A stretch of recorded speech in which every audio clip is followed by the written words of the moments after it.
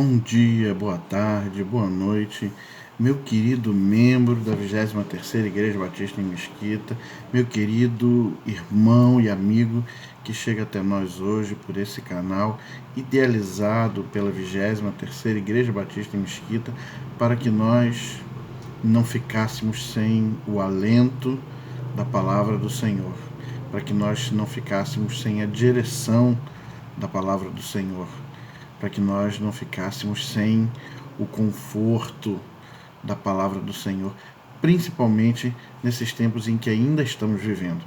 Tempos difíceis, tempos de pandemia, temos tempos onde ainda, ou quando ainda não temos direções certas a seguir, muita gente fala muita coisa, tempos em que ainda achamos prudente não nos reunirmos. Tem sido tempos difíceis, tem sido momentos complicados de se viver.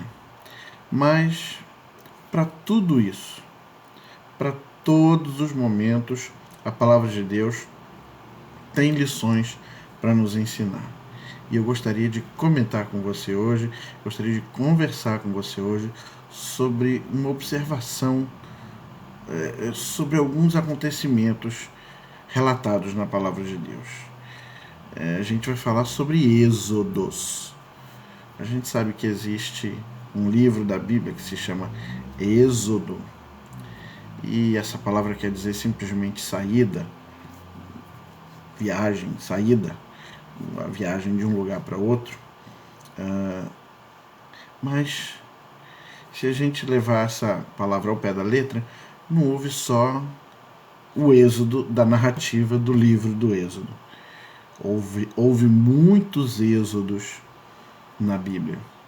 E vamos pensar sobre alguns, e vamos relembrar alguns, e vamos pensar sobre, principalmente, sobre de onde e para onde eles aconteceram. Isso vai nos ajudar, talvez, a pensar sobre o que está acontecendo com a gente hoje. Eu gostaria de convidar você a abrir a sua Bíblia no Evangelho de Mateus, no capítulo 2, somente o verso 13. Olha o que diz o texto sagrado. Depois que partiram, um anjo do Senhor apareceu a José em sonho e lhe disse: levante-se, tome o menino e sua mãe e fuja para o Egito. Fique lá até que eu diga a você, pois Herodes vai procurar o menino para matá-lo. Não precisa nem a gente pensar muito para a gente entender qual é o contexto desse texto. Jesus e sua família são forçados a fazer um êxodo para o Egito. E vamos prestar atenção numa coisa? Da mesma maneira que José, que fez um êxodo para o Egito, depois foi o pivô do êxodo da sua família para o Egito, Moisés foi instrumentalizado por Deus para tirar um povo do Egito de lá, o povo de Deus do Egito. Tempos depois, o próprio Jesus se vê forçado a fazer o caminho de volta. Pensa só nesse negócio. Êxodo para o Egito e do Egito, de diversas pessoas. A gente pode chegar a algumas conclusões. Se a gente se esforçar, não muito, só um pouquinho, a gente chega a algumas conclusões interessantes. A primeira delas é a seguinte: o problema nunca foi com o Egito, o problema nunca foi com a terra do Egito, muito menos com os habitantes do Egito. O problema principal. É claro que houve problemas com o Egito. É claro que houve problemas com os habitantes e governantes do Egito, ocasionalmente.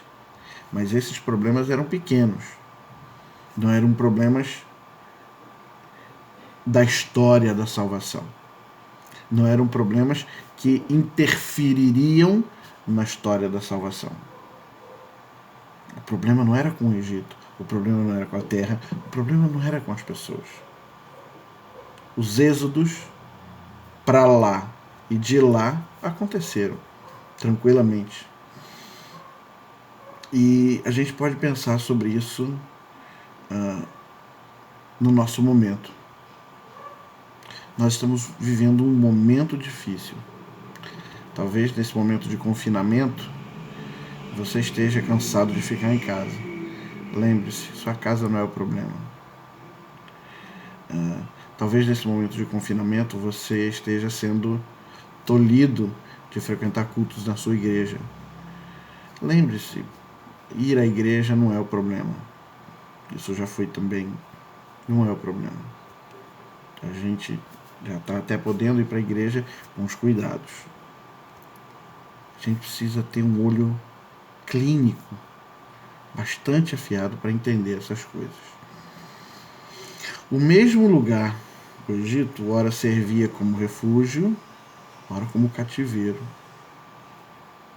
Olha aí, sua casa, seu castelo, seu lar precioso, protegido e garantido por lei, talvez esteja parecendo para você uma prisão nesse momento. Não é isso. Lembre-se, é o plano de Deus para a minha vida e para a sua vida. Nesse momento tem que ser assim. Nesse momento precisa disso. Tanto a ida quanto a volta de lá, normalmente eram precedidas por crises, por problemas grandes. Se você pegar a história de José, a história de Moisés e a história própria de Jesus, tanto a ida quanto a vinda de lá era um problema grande, era uma crise grande, era um trauma grande. Mas também, tanto a ida quanto a vinda de lá, de todos esses personagens, foram orquestradas pelo mesmo Deus que ainda mantém as rédeas da história hoje. Não se esqueça disso. O mesmo Deus que fez êxodos do Egito e para o Egito, orquestra a história hoje. Nós estamos vivendo um momento difícil, onde quer que estejamos. Você pode morar num palácio ou pode morar num morro. Você está vivendo um momento difícil. Todos nós estamos vivendo momentos muito difíceis, mas Deus tem as rédeas da história. Não se esqueça disso. Deus é o dono da história. Nós não conseguimos, nós não entendemos, nós não conseguimos pensar, nós não conseguimos a mente de Deus. Pensar como Deus é impossível para nós. Ele sabe. Nós somos pequenas partes na história que ele escreve. E aí a gente aprende algumas lições. Nunca, nem pense nisso. E às vezes as tentações são grandes, mas nunca pense em amaldiçoar situações, lugares, posições.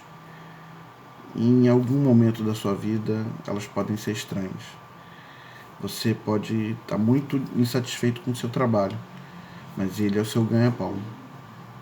Viver com essa dualidade faz parte. Até o dia que se torna insuportável, até o dia que a gente entende, nós crentes que entendemos que Deus dirige também a nossa história, até o dia que a gente entende que não é a vontade de Deus que a gente esteja lá. Algumas situações, alguns lugares, algumas posições podem até parecer estranhas, ruins, aprisionantes, como estamos passando agora. Mas Deus é quem vai ditar e editar o contexto. Lembre-se disso. A nossa humilde tarefa é pedir que Ele nos tranquilize e que nos dê forças para passar. A nossa humilde tarefa passa por confiança e obediência. Nem sempre ele vai te explicar por que você está passando por alguma coisa.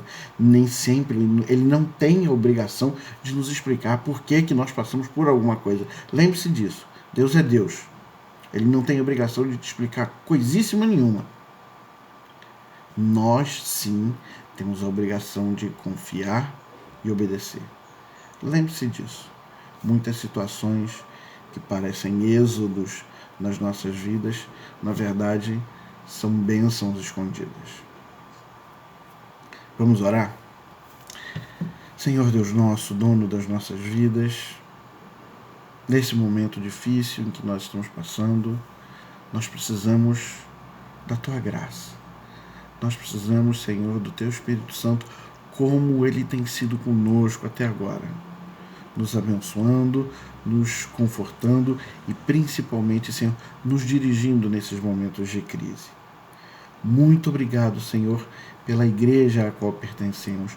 Muito obrigado por sermos achados dignos de trabalhar para Ti.